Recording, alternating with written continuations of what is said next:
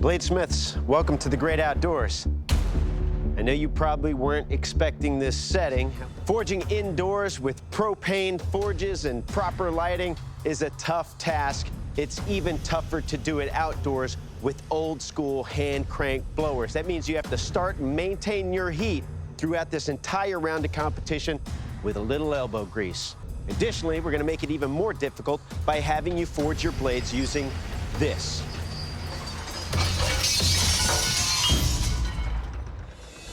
Gentlemen, in this pile of scrap, there's high carbon steel, there's mild steel. Your challenge is to choose steel from which to make a signature blade in your signature style between 8 and 10 inches in length. Good luck, Bladesmiths. Your 3 hours starts now. The spraying is a blessing and a curse because, yeah, it's great steel and I'm confident it will make a good knife, but it's also a really awkward, humongous shape. I started out coal forging. I love it. Biggest thing with coal is you got to keep your fire alive. Always keep it clean. It's all maintenance all the time. I attached this handle on purpose because with the coal forge, it's easy to melt stuff. Now I got to hold it. I've got to be paying attention to it, and that's gonna keep me from making any mistakes. Within 15 minutes of hammering this thick bar of steel, I'm just wishing I could be using Big Blue. It's looking good. I'm hammering it all out. I got a huge piece of steel. I'm like, nah, this is just, it's too much. I'm not gonna need it.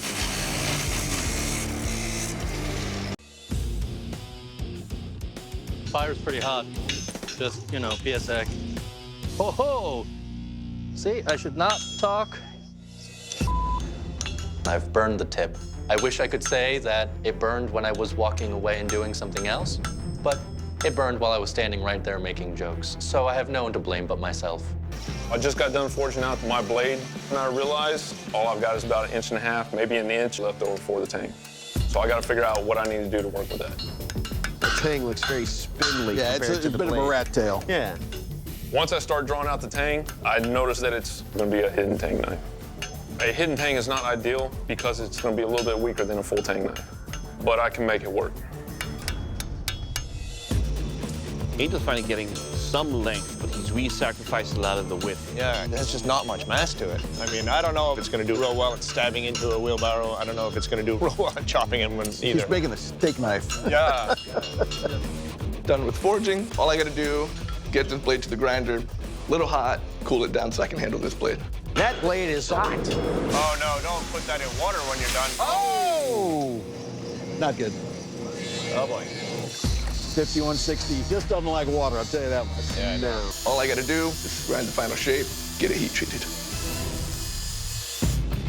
Once I've got the tang, the tip, and everything refined, I decided to go into my heat treat process. Jonathan has taken a piece of angle iron and laid it over that bed of coals to create an oven. Yeah. The thing about quenching in coal forges is that you have to make a different style of fire to heat the whole blade up to the temperature you want. Jonathan has just went into the quench. It skates across. I'm pleased. My right arm is starting to feel the burn. When we talk about coal forging, you gotta be moving and keeping your fire up the entire time. You can see the fatigue. Isaac just went into the quench.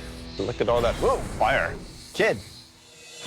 Unlike my oil at home, this stuff decides to go right in my face. It's just getting late now for Angel. He's doing so much cleanup work without having a quenched blade.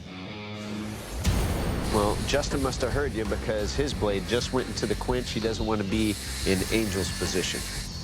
No cracking, no warping. I'm exceptionally happy with this heat treat.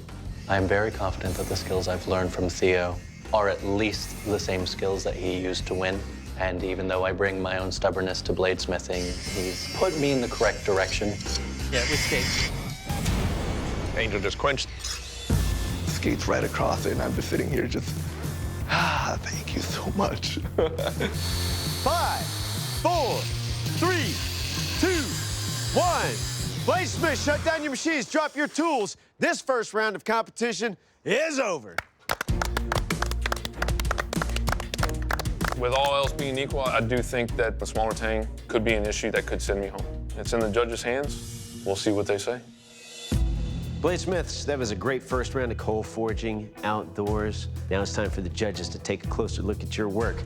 Justin, you're up first. Please present your blade to the judges. Right now, the blade looks good.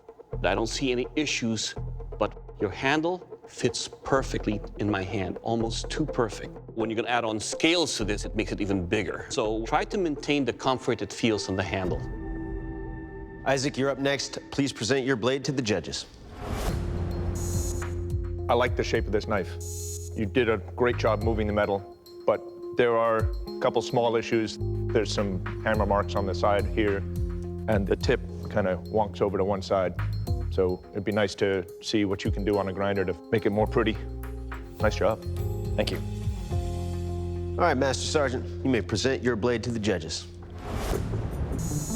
As an end user, it looks good with the way the form of the blade is. But what comes into question is this handle. It's a hidden tang, so how you offset this is really gonna come into question. But overall, sir, good job. Thank you. All right, Angel, you're up. Please present your blade to the judges. When you started out, you had a blade that was 1.5 inches wide, but only about 4 inches long. And as you drew that out further and further, it got leaner and leaner. But my main concern is while this blade was hot, you stuck it in the water. And that 5160 doesn't like water very much. It tends to make it extremely brittle. There are some visible surface cracks on here. And we see those cracks in the metal. It starts to make some questions. All right, Bladesmiths, the judges' deliberation is complete. They've made their final decision. The bladesmith leaving the forge is Angel. Your blade didn't make the cut. Angel, it doesn't get much tougher than a first round here when you're forging outside with a coal forge, and you did a great job. But with those visual cracks, and in comparison to the others, this is the leanest blade. We just don't know how it's going to test, and that's why we're letting you go. All right. Angel, please surrender your blade. Really happy with the kind of work I was doing, just not happy with the end result, really. I don't think it showcased my skills all that well, but I still feel like a winner, you know?